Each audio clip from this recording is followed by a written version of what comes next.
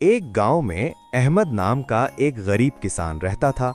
उसके पास थोड़ी सी जमीन थी और एक पुराना सा घर, मगर वो बहुत मेहनती और ईमानदार था। अहमद हर सुबह सूरज निकलने से पहले उठता, अपने खेत में जाता और दिन भर मेहनत करता। अहमद के साथ उसका छोटा बेटा अली भी रहता था। अली अपने वालिद की बहुत इज्जत करता और उनकी मदद करने की कोशिश करता। वो अक्सर कहता, अब्बू, हम इतनी मेहनत करते हैं, फिर भी हमारे पास ज्यादा पैसे क्यों नहीं होते? अहमद मुस्कुराकर जवाब देता, बेटा, मेहनत कभी जाया नहीं जाती। अल्लाह हमें हमारी मेहनत का फल जरूर देता है, बस सब्र करना चाहिए।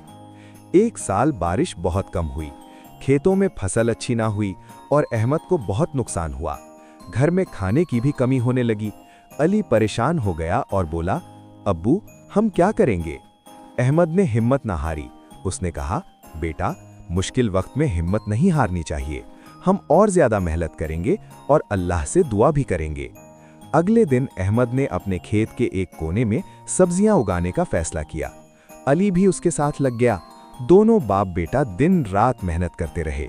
उन्होंने पानी का सही इस्तेमाल किया और पौधों का खास ख्याल रखा। कुछ ही हफ्तों बाद उनकी सब्जियां अच्छी तरह उगने लगीं।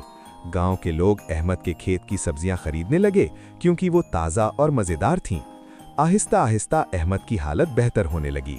एक दिन अली खुशी से बोला, अब्बू, आप ठीक कहते थे, मेहनत और सब्र का फल वाकई मीठा होता है।